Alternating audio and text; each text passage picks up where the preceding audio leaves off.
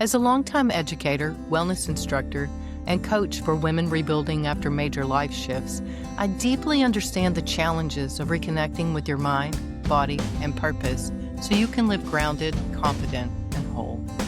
I'm Dr. Molly Kirby, your host, and welcome to Rooted Conversations by Reinnovate You Coaching, where your healing becomes your roots and your growth becomes your new way of being. Through grounding conversations, practical tools, and valuable insights, Rooted Conversations empowers you to reconnect with yourself, to release what no longer serves you, and to reinnovate the person you're becoming. If this sounds just like the thing you've been looking for, subscribe to the podcast and join me on this journey to reset, renew, and reinnovate you. Welcome back to Rooted Conversations. In this episode, I'm joined by Jami Shapiro, the voice behind the podcast Grandma Has ADHD. This is a powerful conversation about late diagnosed ADHD and why women are so often overlooked. We will also explore how ADHD shows up differently and what becomes possible when self-awareness replaces self-blame. If you've ever wondered why life felt a little harder than it should, then this episode is for you. So welcome, Jami. Thank you for joining me. Oh, it's my pleasure. And I loved your introduction. The only thing I do want to say to correct is a lot of women are discovering that they likely have ADHD, but not everyone is getting diagnosed. So that's a whole conversation that we can also have. Good. One of the things I like to do is always let the listener have a little information about you and why you decided to do this podcast, Grandma Has ADHD. Okay. Well, you're in for a story then, because I like to talk. We like stories. Good. Okay, so I'll fast forward. Well, I'll back up. 21 years ago, I was living in Florida, mom to a 1-year-old and a 3-year-old, working as a realtor, and discovered that I had cancer.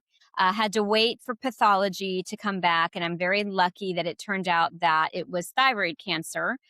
But when you are 34 facing a cancer diagnosis, it's an opportunity to reflect on your life. And I knew that I didn't want to be a realtor, but I didn't know what I wanted to do. I was very fortunate to be able to have a third child. I've been healthy for 21 years, thankfully. And my ex-husband and I moved from Florida to California. And I actually started working at a cancer foundation when I discovered the senior move management industry. Have you ever heard of that before? I have. Good. Well, so only about 10% of people have even heard of it. And they were having the National Association of Senior Move Managers.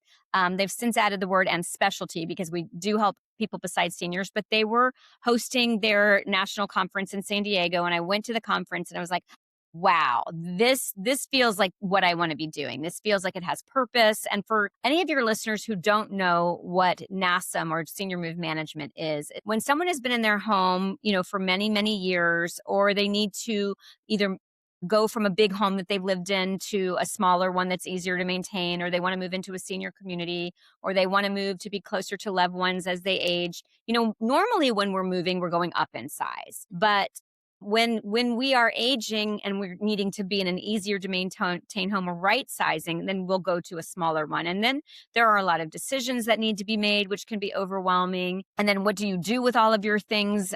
Also, physically moving is very challenging. So this industry, we're about to celebrate our 25th year coming up in 2027. And I'm super excited to tell you that I am the president-elect. So I'm especially passionate about our industry. But I started that business in about 2013-ish. I can't remember exactly because didn't get it right off the ground. But shortly after I started the business, my 15-year marriage ended. And my oldest child around the age of 14 came to me and said, "Mom, I think I have ADHD." I said, and at the time, so my oldest child is non-binary and uses they, them pronouns. So I'm going to use those pronouns when we talk. But I said, "You can't possibly have ADHD. You've been reading since you were 3 years old," because I thought of ADHD as my little brother who had to be put on Ritalin in the 1980s to be in the classroom. I couldn't even sit still to learn to read. No one had diagnosed me with ADHD. And I said, you can't possibly. So we go into the psychiatrist's office, and for ADHD, when they evaluate someone, they usually want to have another person there because we don't always remember our behaviors, and we need someone that's, going to be able to be that third party objective person. And they also want to see that behavior exists in different in different environments, not just in the classroom or not just at home. So the psychiatrist proceeds to ask a series of questions. And at the end of it, I looked at him and I said, I'm answering more yeses for me. Do I have it?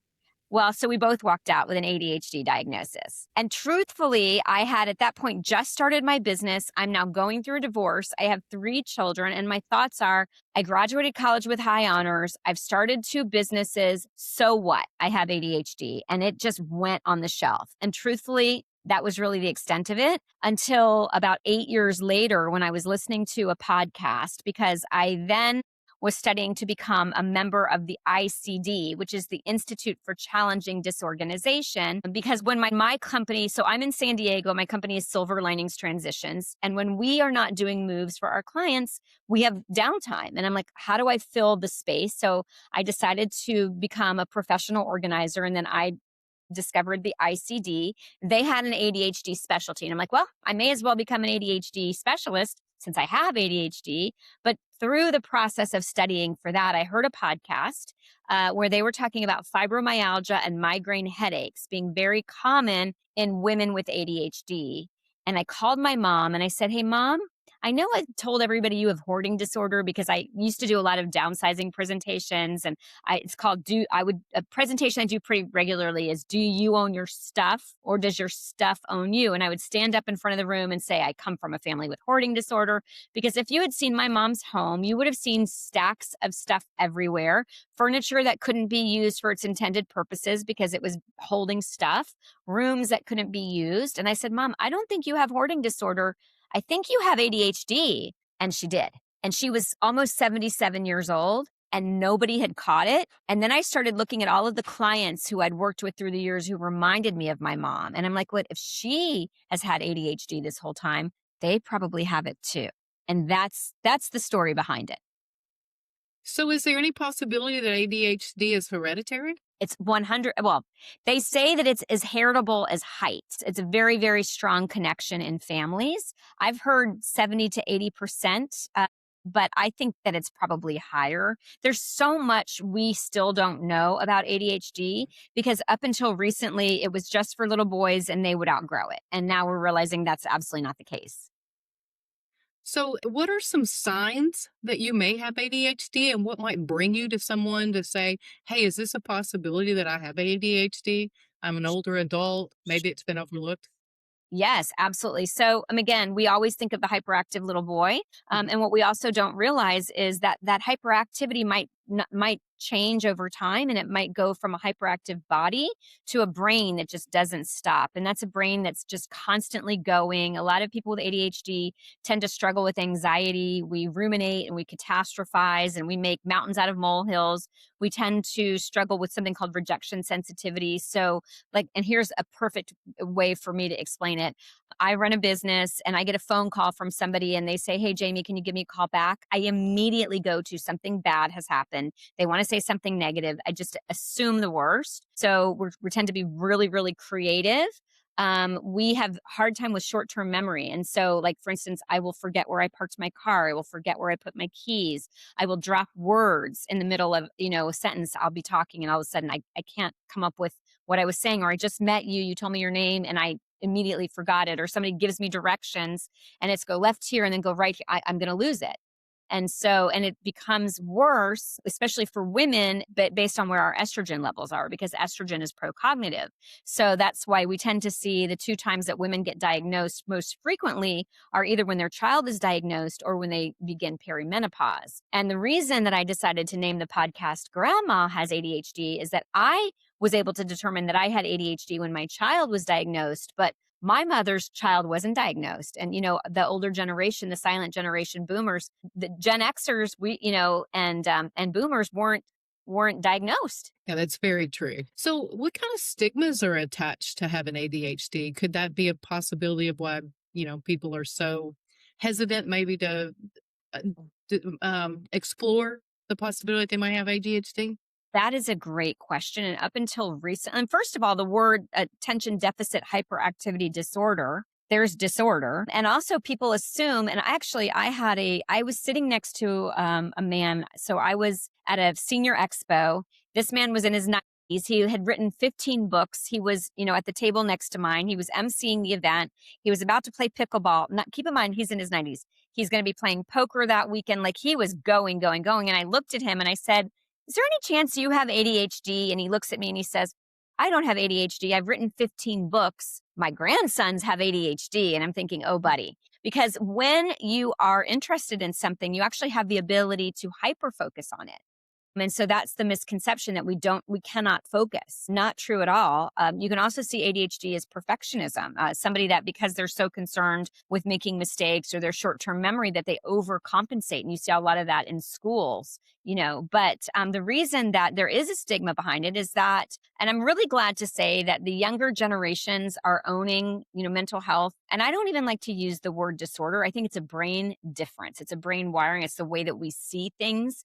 And we see things differently. We see solutions when other people, kind of hit the wall, and we're like, "Oh, how can we MacGyver this situation?" So yes, there is stigma. And I think it's because it used to be called minimal brain function. And we used to think of the hyperactive little boy who would, his desk was like right next to the teachers, or he was constantly going to the principal's office. So that's why even when my ex-husband said to me before I was diagnosed, "You have ADHD," I'm like, "No, I don't."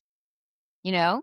So yeah, it is. And that's actually one of the reasons that I'm so passionate about the work that I'm doing, is to say, we should celebrate the brains that we have. A lot of people we're realizing are neurodiverse, and that can be autism spectrum. It can be dyslexia. It can be ADHD. It can be OCD. So it isn't that there's anything disordered. It's just different. Yeah, I totally agree. I teach a lot of kids that on campus at Western Kentucky University that are classified as neurodivergent. And I think people are becoming more comfortable with that diagnosis. And then we're also talking about what's normal to begin with. So what are you diverging from? Hmm. What is the normal Hmm. if you're diverging from that? So do girls and women present symptoms of ADHD different than boys and men do? Classically, yes. And if you think about a boy and a man and how they show aggression, it says anger, where women internalize it. And so we tend to internalize our ADHD. And so women are big at masking. That's a term that we use in ADHD. It's like when everybody on the surface thinks that you've got it together, and then behind the surface, you're like paddling like that crazy duck. So yeah, women, we have masked for so long that a lot of people don't even recognize that they're masking, because they've just held it together so much. And because we tend to not that, and again, this is generalization, because you can, while it has gender norms, it isn't always going to fall that way. I've met inattentive men who, also were very similar to the way an inattentive woman would be. But I am actually combined type. So there's inattentive presentation. That's the person that can sit still. Maybe she's listening to class, but she's doodling. She tends to zone out. I know most of us with ADHD, we need a deadline. So if you just tell me something is due, I'm not going to really be able to get it done until there's like a clock ticking. Okay, yeah. So I say a big head nod. And so inattentive and hyperactive. So I have both kinds of ADHD, but I wasn't the kid that was constantly having to be out of my seat, but I was talking too much. I was distracting the class. You see a lot of hair twirling with girls, or some sort of something that they're always doing. I have a cousin that actually is PhD, ADHD, and she does this like hand wringing thing, so. Yeah, is part of it that women kind of multitask anyway? We just think it's normal behavior? That you're I trying to don't raise really, the kid, go to the yeah, job, do the laundry, make sure supper's ready, or dinner, whatever you call I, it, is ready, that you go to the grocery store, that you get all of those things. Do you think that we think maybe it's just normal behavior for us? So what I have found for myself is that the more that I have to do, the more I'm able to get done. And so I think a Mhm. lot of the reason that I had a third child was that I didn't like things to be slow. And so I am comfortable going from thing to thing to thing to thing. And so I don't do well just resting. And then we also tend to be achievers. And so we are like, I'm achieving this certification and I'm moving on to this certification. A lot of it is we have big time imposter syndrome. And so it's so funny, because you meet these accomplished women and all of us are struggling. It's like I hear my bio and I'm like, wow, that's me, but I don't feel like that's me. And it's also because when you have ADHD, you've internalized so much shame growing up. They say that we've received like 10,000, I've heard 10,000, 20,000 negative messages by the time we're 10. Like, why can't you get it together? Why are you always spacing out? Why are you so sensitive? I used to be called too much. Like, can you tone it down? Can you be less of who you are? Right. And so I do think that women struggle with ADHD. With my podcast, I interview a lot of people who were raised by ADHD parents. And what I'm finding is if the father had ADHD, it didn't seem to have the same impact because he was out earning money and that was his job. But the woman was the executive functioning of the household. And ADHD is a struggle with executive functioning. So we are the ones that are making sure the appointments are scheduled, the house is clean, everybody's done their chores and, all of that. So I think that that's why you also might see women struggling with it more. And then, when we're growing up and we're masking, fine. But when you have other people that you have to care for while you're running a business or working and running a household, I think it just, and then add some perimenopause to it.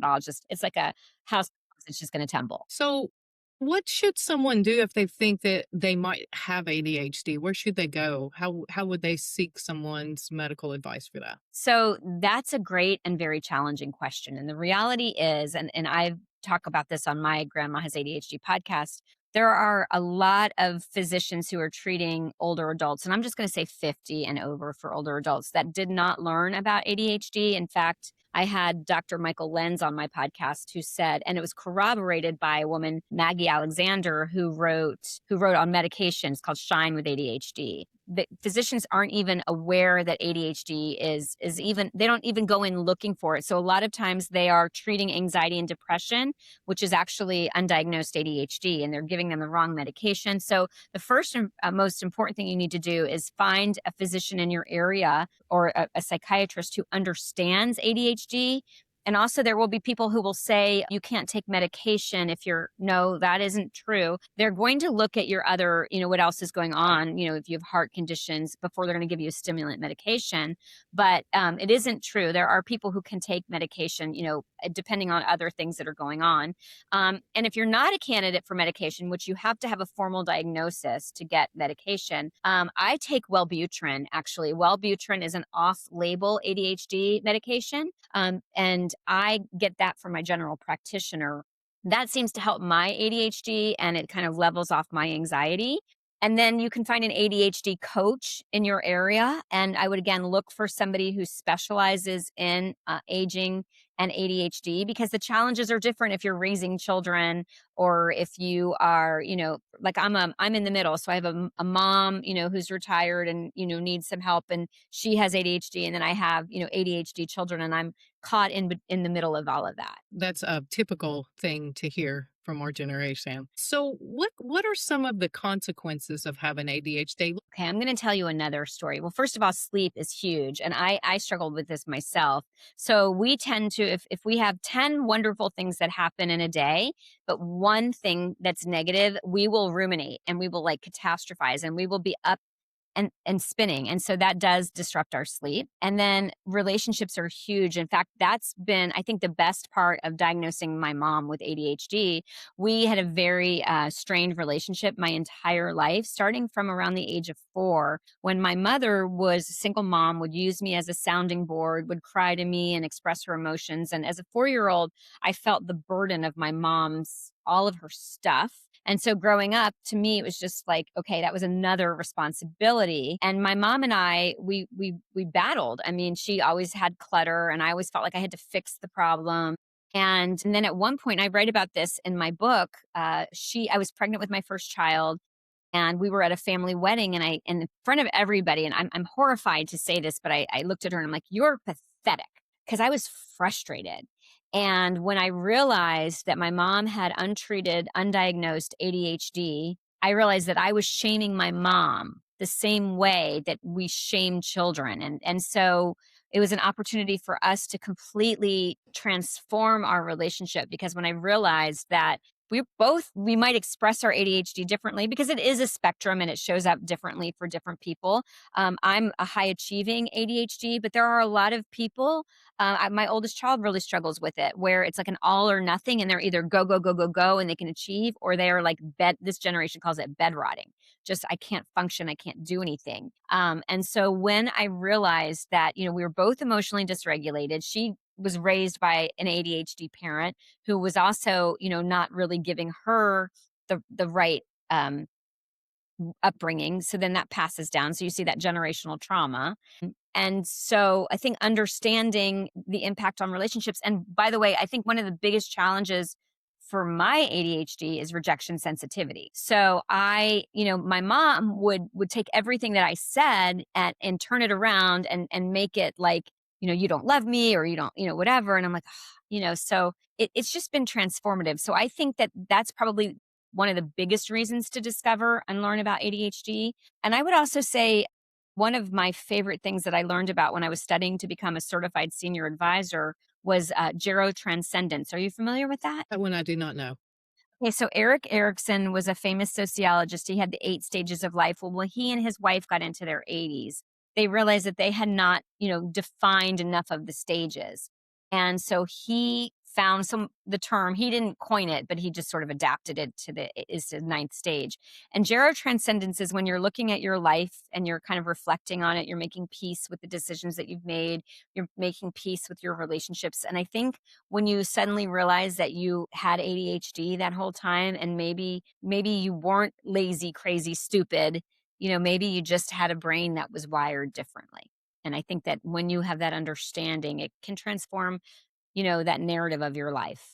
What are some coping mechanisms that you can use to deal with ADHD, especially when you get older? Sure. So awareness is really important.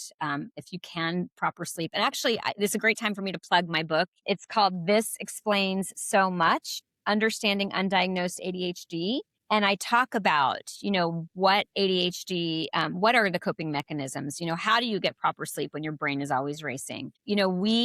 First of all, one of the best things for me is I think of future Jami now. So I now know that my short-term memory is really bad, and I will usually go from thing to thing to thing. And I don't want to slow down to like write the reservations or the details of something in my calendar. But now I know that if I don't, I'm gonna make future Jami's life harder. So now I will pause and say, no, I'm gonna pause and do this.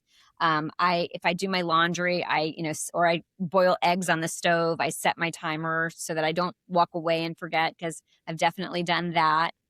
So that's huge. Exercise is really, really important for us. I hate to say proper diet, but especially with people with ADHD, a lot of times they crave sugar because it gives us that dopamine hit. So it's like really getting control of your diet, proper sleep, exercise, awareness, mindfulness, just like when you do start to feel anxious or spinning out of control, doing some box breathing, will help. But I just think the awareness has been so critical. I think it does help us a lot if we can explain why we do what we do and our behaviors. Mhm. So you mentioned your book. You gave a good plug for that. You want to tell us a little bit about your podcast and how we can find you? Sure. So my podcast is called Grandma Has ADHD. You do not need to be a grandma to tune in or to be on the show. I'm not a grandma yet. But one of the things I'm really excited about that came actually after writing the book and starting the podcast. So I didn't share that I'm also an ADHD coach. And what I realized is the book really, people with ADHD need community. We need to talk to other people who understand us, because I'm not too much in a room full of a bunch of people with ADHD. And so I'm actually starting something called the Sparkler Society. And you can find that's going to be a membership based community for people who are discovering ADHD later in life. And it's basically my tagline is let's get our shit together together. And so it's like canceling the subscriptions that we don't want to slow down that we've been paying for months. And how do you stop paying? We call it the ADHD tax. And there's so many ways that when you have ADHD, maybe you don't return something that you've purchased and now you're sitting on it and you didn't get to return it, or you're not using food in your refrigerator because we're very much out of sight, out of mind, and if we don't see it, we don't remember that we have it. And how do you stop? Like, I can't tell you how many times I've made a reservation and forgotten that I made the reservation and then had to pay for the last minute cancellation. So really, it's about a supportive community. The other two things I'm excited about, part of the community, are the worry circle. They say we should never worry alone. And so rather than ruminating by yourself, let's go on to the membership page and talk about what it is that we're worrying about with other people. And then we tend to be big crafters. So people with ADHD, we get super excited about a new thing. And then we do it for, 5 minutes, and then we lose interest and we move on to the next thing. And a lot of us have trails of unfinished crafts. So it's going to be, okay, what craft am I going to finish? Or what craft am I going to swap? So you can find all of that, my ADHD coaching. You can find links to my website, to all things Jami Shapiro at jamishapiro.me. And that's JAMISHAPIRO.me. So, yeah. Jami, I really, really appreciate this. This has been an enlightening conversation today, to say the least. Anything else you'd like to add before we say goodbye? No, I just appreciate the opportunity to get the word out. And I just say that if anything resonated with you, don't put your head in the sand. Just learn about it, because when you learn about it, you can accept all parts of yourself. And I truly believe that we were born to be who we are, given the brain that we were given to do something with it. And so, I love Dr. Ned Hallowell, who's big in the space, one of the first people to really start talking about ADHD. He said that having ADHD is like having a Ferrari brain and bicycle brakes. So just learning to craft the engine. And if the message resonated with you, I'd love to have you on my podcast. Resonated a lot. I So saw that it. probably was a good possibility that we could probably do that pretty quickly. Maybe I should make an appointment with my doctor. Again, thank you so much for joining us. And for our listeners out there, stay rooted, stay connected, and until next time. Thank you for joining Rooted Conversations by Reinnovate You Coaching, and for seeking clarity and truth in your health and wellness journey. If you enjoyed today's episode, be sure to subscribe, share, and leave a review. It helps us grow and reach more listeners like you. For resources and updates, follow us on social media or visit riucoaching.com. Until next time, stay grounded, stay curious, and keep growing. As a reminder, this podcast is for informational and educational purposes only and is not intended to be medical advice. I am not a medical provider. I am a PhD, not an MD. And nothing in these conversations should be used to diagnose, treat, or replace care from a qualified healthcare professional. Always consult your doctor or trusted healthcare provider regarding any questions or concerns about your health.